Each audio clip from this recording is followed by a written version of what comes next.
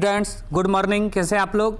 आज हम आपका इकोनॉमिक्स का क्वेश्चन बैंक लेके आए हैं। ये कंप्लीट क्वेश्चन बैंक है। इसमें आपको 2022 से लेके 25 का क्वेश्चन बताया जाएगा, समझ गए।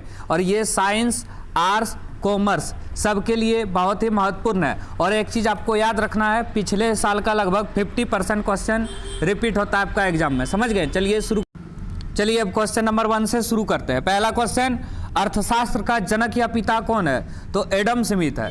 अर्थशास्त्र का जनक या पिता कौन है? Adam Smith. इसको अर्थशास्त्र का पिता या जनक कहा जाता है। इसने एक पुस्तक लिखा था जिसका नाम है वेल्थ ऑफ नेशन, 1776 में। अगला क्वेश्चन, किसके अनुसार अर्थशास्त्र मानव कल्याण का विज्ञान है? अर्थशास्त्र मानव कल्याण का विज्ञान है मार्शल के अनुसार, समझ गए। निम्न में से कौन उत्पादन का साधन नहीं है? देखिए, कोई भी चीज का अगर उत्पादन करेंगे तो भूमि जरूरी है, श्रम जरूरी है, पूंजी जरूरी है, मुद्रा जरूरी नहीं है। जैसे आप लोग को रोटी बनाने बोलेंगे तो आप लोग के लिए क्या जरूरी है? आटा जरूरी है, चकला जरूरी है, बेलना जरूरी है, और उसके बाद तवा और गैस जरूरी है। पैसा जरूरी नहीं है। क्या आप रोटी में पैसा भर के बनाइएगा? तो जरूरी नहीं है, क्योंकि पूंजी में ही सब चीज आ गया, तो मुद्रा जरूरी नहीं है। अर्थशास्त्र की केंद्रीय समस्या क्या है? ये क्वेश्चन गलत है। इसका आंसर होगा 4 नंबर। अर्थशास्त्र की केंद्रीय समस्या है साधनों का आवंटन, साधनों का कुशलतम प्रयोग और आर्थिक विकास, इनमें से सभी। तो 4 का आंसर 4 होगा। एक गलत है, आप लोग सही कर लीजिएगा जिसके पास बुक है। और हाँ, साइंस में जो क्वेश्चन आता है वो आर्ट्स में रिपीट होता है लगभग 50%, और आर्ट्स वाला साइंस में। तो दोनों सबके लिए ये वीडियो इंपॉर्टेंट है। किस प्रकार की अर्थव्यवस्था में कीमत तंत्र के आधार पर निर्णय लिया जाता है? पूंजीवादी अर्थव्यवस्था, समझ गए। उस वक्र का नाम बताइए जो आर्थिक समस्या को दर्शाता है। इसको बोलते हैं उत्पादन संभावना वक्र। उत्पादन संभावना वक्र उत्पादन के अनेक संभावनाओं को ग्राफ के द्वारा प्रस्तुत करने का एक ग्राफी माध्यम है, समझ गए। चलिए अब अगला क्वेश्चन, गॉसेन का प्रथम नियम क्या है? इसको बोलते हैं सीमांत उपयोगिता ह्रास नियम, समझ गए। सीमांत उपयोगिता ह्रास नियम, जब कुल उपयोगिता अधिकतम है तो सीमांत उपयोगिता क्या होती है? शून्य होती है। बहुत इंपॉर्टेंट क्वेश्चन है। जब कुल उपयोगिता का मान अधिकतम होगा तो सीमांत उपयोगिता क्या होती है? शून्य होती है। अगला क्वेश्चन, ये है आपका सूत्र से रिलेटेड। कीमत या बजट रेखा की ढाल होती है PY/PX। उपयोगिता का क्रमवाचक सिद्धांत किसने दिया? हिग्स और एलन। बिल्कुल सही। ये क्वेश्चन रिपीट हुआ है साइंस और आर्ट्स दोनों में। तो अगर आंसर किसी का गलत है तो यहां से सही कर सकते हैं। सीमांत उपयोगिता ह्रास नियम के प्रतिपादक कौन है? यह है गॉसेन। इसको बोलते हैं गॉसेन का अपवर्धी अपवर्जक नियम।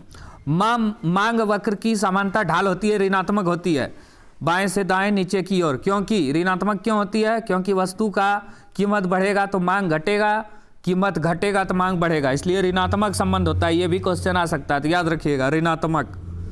मांग फलन को किस समीकरण द्वारा व्यक्त किया जाता है?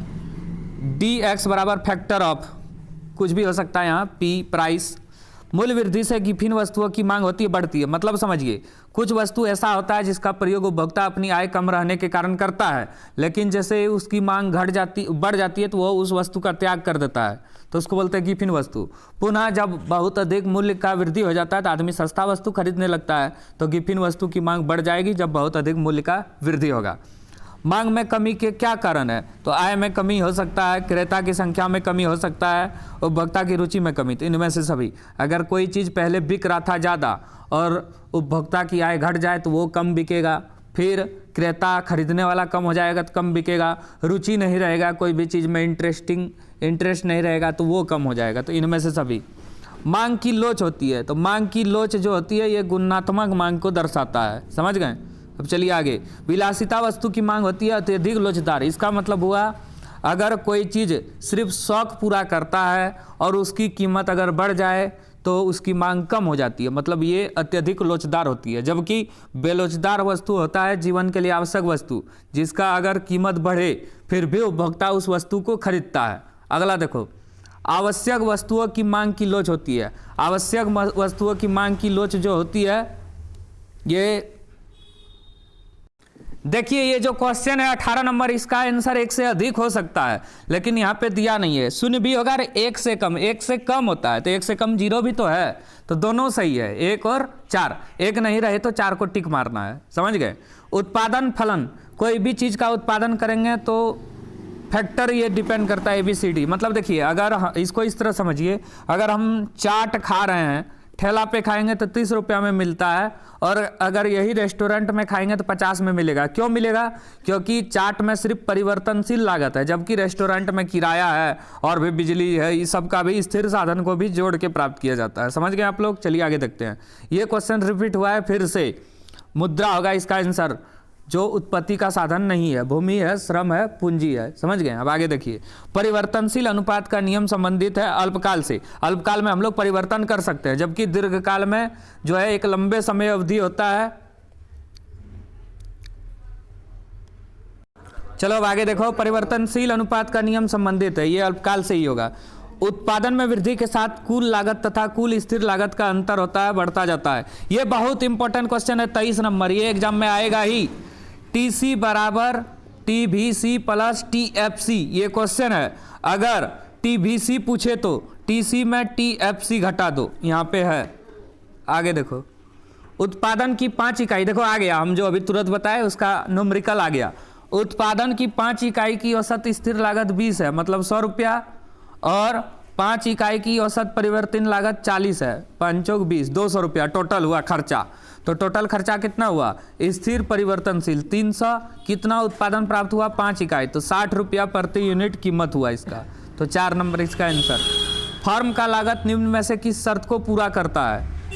तो ये मार्जिनल रेट और मार्जिनल कॉस्ट के बराबर जब है तो ये शर्त को अधिकतम पूरा करता है। ये क्वेश्चन आपको याद रखना है जो बताए अभी, टीसी बराबर टीवीसी प्लस टीएफसी, उसी से ये निकला है घटा के। पूर्ण प्रतियोगिता में क्या होता है? एवरेज रेट मतलब मार्जिनल रेट के बराबर। किस बाजार में एआर वक्र एक्स अक्ष के समांतर होती है? पूर्ण प्रतियोगिता का बाजार। पूर्ण प्रतियोगिता का बाजार मतलब हटिया, जहाँ पे क्रेता बहुत अधिक, विक्रेता भी बहुत अधिक, समरूप वस्तुओं का उत्पादन। आगे चलते हैं। फर्म का अंतिम संतुलन दशा में क्या होता है? मार्जिनल कॉस्ट और मार्जिनल वक्र ये नीचे को काटता है। वस्तु की पूर्ति के निर्धारक घटक क्या है? कीमत है, वस्तुओं की, संबंधित वस्तुओं की कीमत, उत्पादन साधनों की कीमत, इनमें से सभी। अब चलिए आगे देखते हैं। पूर्ति अपनी मांग स्वयं पैदा करती है, ये किसने बोला था? जेबी से ने। बहुत इंपॉर्टेंट क्वेश्चन है। कोई भी चीज को पहले बनाओ, अब बाजार में पेश करो, मांग अपने आ जाएगा। जैसे आपको पता होगा बड़ी बड़ी कंपनियां करती है। अगला, इलास्टिक डिमांड जीरो का अर्थ है कि पूर्ति की लोच क्या होगी? पूर्णतः बेलोचदार। पूर्ति लोच की माप किस सूत्र से ज्ञात किया जाता है? Delta QS/Q upon del P/P।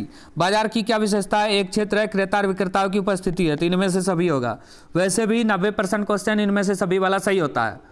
पूर्ण प्रतियोगिता में क्या स्थिर रहता है? Average rate. कौन पूर्ण प्रतियोगिता की विशेषता नहीं है? विज्ञापन नहीं। पूर्ण प्रतियोगिता में हटिया में ज़्यादा विज्ञापन और विक्रय लागतें नहीं आती है। श्रम की 2 इकाई लगाने पर कुल उत्पादन 22 है, 1 इकाई पर 10 है, तो सीमांत उत्पादन क्या होगा? 12 होगा। एक वित्त मंत्री वस्तुओं पर की कर की दर माने टैक्स की दर में वृद्धि करता है, इसकी मांग की लोच क्या होगी? इकाई से कम, मतलब 1 से कम। मार्शल के अनुसार उपयोगिता की माप की इकाई है यूटिल्स। यूटिल्स में मापते कितना यूटिल्स यूज किए। किसी वस्तु की पूर्ति की मात्रा उसकी कीमत के बीच किस प्रकार का संबंध है? तो प्रत्यक्ष डायरेक्ट संबंध है। कीमत बढ़ेगा तो पूर्ति बढ़ेगा। किसी वस्तु की मानवीय आवश्यकता को संतुष्ट करने की क्षमता को बोलते हैं उपयोगिता। आप लोग जो साइंस और आर्ट्स वाले हैं इससे मिला लें, आप लोग समझ गए। अब चलिए अगला क्वेश्चन। चलो अब 2023 देखो, गर्दा उड़ा दो। अर्थव्यवस्था की किस समस्या का संबंध उत्पादन की तकनीक के चयन से है? कौन सा टेक्निक यूज करेंगे तो कैसे उत्पादन करेंगे ताकि हमें कीमत सस्ती पड़े? समझ गए आप लोग। अब आगे चलते हैं। किसी वस्तु की मानवीय आवश्यकता को संतुष्ट करने की क्षमता, उपयोगिता। दोनों क्वेश्चन पहले था, रिपीट हुआ है 22 वाला 23 में। उपयोगिता की क्रमवाचक सिद्धांत का प्रतिपादन किसने किया? ये भी रिपीट, हिग्स और एलन। ये क्या है? मांग बढ़ रहा है और कीमत भी बढ़ रहा है, तो ये क्या होगा? पूर्णतः बेलोचदार मांग होगा। यहाँ पे गलती से लोचदार लिखा गया है, बेलोचदार मांग होगा। अल्पकालीन की आय बढ़ने से किस वस्तु की मांग, उपभोक्ता की आय बढ़ने से किस वस्तु की मांग घटती है? तो ये गिफिन माने घटिया वस्तु, निम्न स्तरीय वस्तु जो है, निम्न स्तरीय या घटिया वस्तु या गिफिन वस्तु जो है उसकी मांग आय के बढ़ने पे घटती है, माने उपभोक्ता कम खरीदेगा। दीर्घकालीन उत्पादन फलन का संबंध किससे है? तो यह है पैमाने के प्रतिफल से। उत्पादन फलन को व्यक्त किया जाता है, ये भी रिपीट क्वेश्चन है। फैक्टर ABCD पे क्वांटिटी निर्भर करेगा। किसी वस्तु की उत्पादन की स्थिर लागत 60 रुपये है, 60 रुपया। उस वस्तु की 10 इकाई में कुल स्थिर लागत क्या होगा? तो 60/10 करेंगे, 6 रुपया प्रति यूनिट। दो समुत्पाद वक्र के बीच की दूरी ये जो है क्या व्यक्त करती है, उत्पादन स्तर में परिवर्तन से। चलिए अब आगे देखिए, निम्न में से कौन सही है, अभी तुरंत बताइए, रिपीट क्वेश्चन, अभी तुरंत बताइए। टीसी बराबर टीवीसी प्लस टीएफसी, वहीं से ये निकला है टीवीसी, तो क्या होगा, टीसी में टीवीसी घटा देंगे, टीएफसी होगा, तो वही यहाँ से रिपीट हुआ है। देखो टीसी है, अगर हमें टीवीसी निकालना है तो क्या करेंगे, टीसी माइनस टीएफसी बराबर टीवीसी। इससे एक क्वेश्चन फिक्स है और 2 बार रिपीट हुआ है, 22 वाला 23 में। लूट लो। उत्पादन की मात्रा में परिवर्तन करने पर किस लागत में परिवर्तन नहीं होता है, कुल स्थिर लागत। स्थिर लागत तो स्थिर ही है, जैसे भूमि का किराया है, श्रमिक की मजदूरी है। औसत लागत वक्र का आकार होता है, ये यू के आकार का अंग्रेजी के अक्षर। खुले बाजार में average rate AR, marginal rate दोनों होता है पूर्ण प्रतियोगिता की बाजार में। पूर्ण प्रतियोगिता का बाजार मतलब होता है हटिया बाजार, बहुत प्रकार का होता है, एकाधिकार, द्विअधिकार।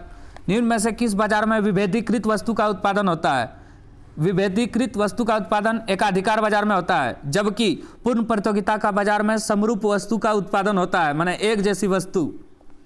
एकाधिकार में अलग अलग वस्तु मिलता है, इसलिए तो उपभोक्ता को खरीदना पड़ता है, चाहे उसकी कीमत अधिक ही क्यों ना हो। फर्म का संतुलन का मूल शर्त है मार्जिनल रेट मार्जिनल कॉस्ट के बराबर। ये भी क्वेश्चन रिपीट हुआ है। अगला ये भी क्वेश्चन रिपीट हुआ है 16 नंबर। पूर्ति अपने मांग स्वयं पैदा कर लेती है, ये कहा था जेबी सेन ने। एक मुश्त कर टैक्स लगने से किसी वस्तु की पूर्ति पर क्या प्रभाव होता है, पूर्ति अपरिवर्तित रहती है, माने घटती बढ़ती नहीं है। बाजार मूल्य को परिभाषित किया गया अल्पकालीन बाजार, ये भी क्वेश्चन रिपीट है। अधिक मांग की स्थिति में कीमत में क्या होगी, तो कीमत में भी वृद्धि होगी, मतलब मांग अधिक हो रहा है और सप्लाई कम, तो क्या होगा, कीमत बढ़ घट जाएगा। चलिए अब आगे देखिए, कीमत उस बिंदु पर निर्धारित होती है जहां वस्तु की मांग और पूर्ति मूल्य बराबर है। जैसे 1200 रुपया का एक शर्ट है और उपभोक्ता 500 में मांगता है, अगर 700 में विक्रेता देने के लिए तैयार है, तो यहाँ पे विक्रेता का विक्रय मूल्य और क्रेता का क्रय मूल्य बराबर है, तो यहीं पे कीमत निर्धारण होगा। तो मांग और पूर्ति वक्र के बीच कीमत निर्धारण होता है। The general theory of employment interest and money पुस्तक के लेखक कौन है, J.M. किन्स, बहुत इंपॉर्टेंट है। GNP और NNP में क्या संबंध है, GNP माने होता है ग्रॉस नेट प्रोडक्शन, तो सबसे पहले आता है GDP, तीनों क्षेत्रक से प्राप्त जो आय है उसको बोलते हैं देश का GDP। अगर इसमें विदेशों से प्राप्त आय को भी जोड़ेंगे तो ये होगा GNP, मतलब सकल राष्ट्र उत्पाद।